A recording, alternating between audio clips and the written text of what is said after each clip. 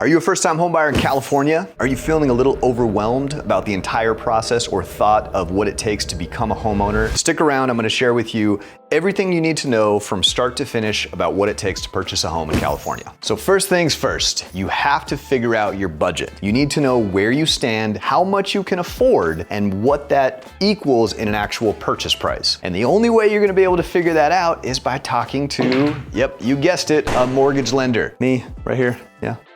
I'm a mortgage lender. When you're looking to purchase your very first home, you need to figure that out. You need to know exactly how much you can afford when it comes to a monthly payment, how much out of pocket you can spend. While I'm not gonna go into all the details of what it takes and the different loan types that are out there, that is your first and most important step. Talk with that mortgage lender, figure out your budget. Once you've figured out the budget, then that's where the fun begins. Now we start the home search. You want to get connected with a real estate agent. So I've got preferred real estate agents that I work with that I would be happy to refer to you, that I have had great luck with in the past, that I work with consistently. But if you don't want to take my recommendation, or maybe you know somebody, just make sure you're doing your research. Not only is having a good lender important, having a good real estate agent is just as important. They are the ones that are actually going to be out showing you the homes, showing you what's available, how to negotiate or what you should offer. They're gonna have all the knowledge as far as what home prices are typically selling for, or if this home has been on market for maybe 90 days or a little bit longer than standard, maybe we could go in and offer a little bit less, get the seller to cover some of your closing costs to pay for a buy down or things like that. So number two is definitely having the right real estate agent to show you all of those available properties. And number three, you wanna figure out kind of what area you wanna be in. A lot of people, once they get pre-qualified, they're not really sure where they wanna live. At least start narrowing it down. Start looking at a few different neighborhoods, maybe drive around, check out some open houses. Make sure you're letting your real estate agent know if you're gonna go to those open houses. They wanna be involved in that process. But get a feel for the right neighborhood. Maybe,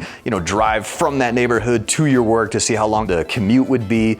Things like that. You want to get a good idea for that neighborhood just because that's where you're going to be living. What are the school districts like? What are the available stores around you? Are you going to have to drive super far every time you need to go to the grocery store or the gas station or to get a meal? Those are all things you want to take into consideration when you're buying your very first home, because location is very, very important. And maybe because of your budget, you're gonna have to move out a little bit further.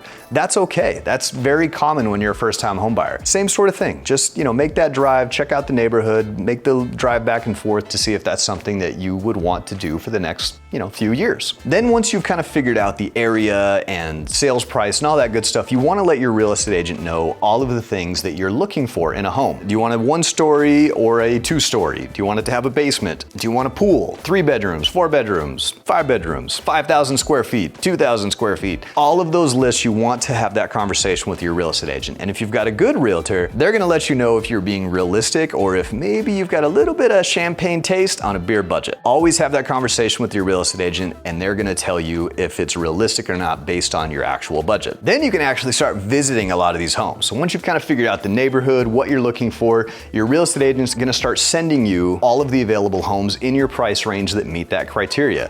Then you can start to go and look at those homes. And when you look at these homes like on the computer, don't always rule them out because of maybe just bad photography or something that, they didn't really do a good job of showcasing the house. And vice versa. I've seen it in both cases, right? Like I've seen homes where they look amazing on photos and then I go and look at them, I'm like, oh yeah, they were clearly using wide angle lenses and some camera tricks to make this house look better than it actually is. And then I've seen the opposite. I've seen where they were just terrible photos. I'm like, I do not even want to go look at that house. And then when we go and saw it, it was like really, really nice. That actually happened to me when I bought an investment property. I marked one off the list because it looked terrible with all the photos. I wasn't even gonna go see it. Luckily, my wife convinced me that we should probably go look at it. And it's a good thing she did because that was the one I ended up buying because it met everything on my checklist and it actually was really great in person. When it comes to searching for that home, a lot of it starts on that computer, but don't rule anything out just because you're not quite sure. If it checks those things on the list, go look at it. See if it's gonna be the right feel. See if you can see yourself living in that home. And this is harder for some people than for others, but you want to look past, like if the home is filled with furniture and someone else's stuff and their photos on the wall, try to look past all of that. Try to look past paint colors and things that can be easily changed because you really can make it your own. So if you have a little bit of a vision, and luckily if you've got a really good real estate agent, they'll help you realize that vision, you might be able to find your perfect home that a lot of other people have passed by just because maybe it was painted a weird color or had weird furniture or something like that. There's a lot of diamonds in the rough out there if you just know where to look. Then once you have found the one that you fall in love with, and you'll know it once you walk in. I've had it happen to me. You'll walk through a bunch of different homes, you'll kind of get discouraged, and then you'll finally find one, and you'll be like, this one's in my budget? This one works? And you get really excited. Well, that's when you make the offer. That's where you need the help of a really strong real estate agent and lender. If you've got good ones, they're gonna call and kind of pre-negotiate a lot of those items over the phone with the other agent before they make that actual offer in writing. With additional follow-up phone calls from your real estate agent and your lender, they can help secure that for you so that you can get it at the price that you're looking for within your budget. And now you're under contract. This is the exciting part, because this is where my job comes in. Once you're under contract, that's when the real work begins for the lender.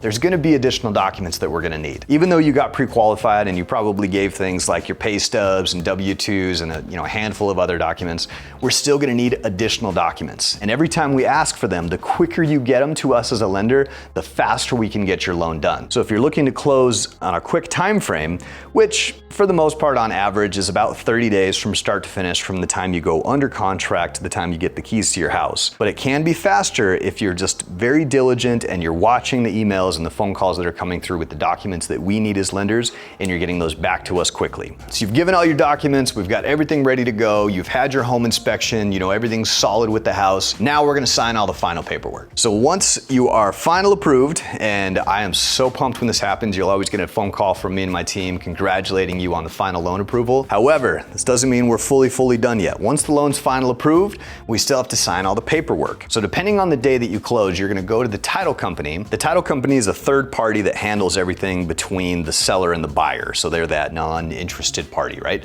They're there to make sure that everything goes through smoothly, that there's not any other liens on the property, that you're not taking on the seller's debt, that it's just your house with your loan. Then they send that paperwork back to the lender. We verify that all the signatures are there, everything looks good, and then we send our money for the rest of the sales price or for the loan itself. Once that money hits at the title company, then they submit it to the county to record. Once the recording takes place, then it's official. You are officially a homeowner. And that is it. That's the whole process from start to finish, from getting pre-qualified to getting those keys. That's what you can expect. Obviously, there's a few other things that are gonna go into this that we can't get into all of it in this one video. But I have lots of other videos. Be sure to check out my playlist, Home Buying 101. A lot of really easy, just 60-second answers on there for questions you might have when it comes to buying a home. Or if you do have a unique situation or a special scenario that you personally would like me to look at, hit me up in the comments. Be sure to like and subscribe. New videos drop every single week with tons of great information just for first-time home buyers like you. And if you are ready to apply today, the link to my website is right in the description. It goes straight to my website. You click on the one for the purchase, fill it out. It shouldn't take you longer than 10 or 15 minutes. I get it in my inbox, and then I'll usually call you that same day or the next day, and we'll go through it together to figure out just how much you qualify for. If you're not quite ready, if you go to my description in this video, there is a link for a free first-time homebuyer guide. It'll get emailed straight to you that kind of goes over the ins and outs of everything you can expect when buying your very first home. Hopefully this was enjoyable. You learned a little bit, had some fun. You guys have a great rest of the day.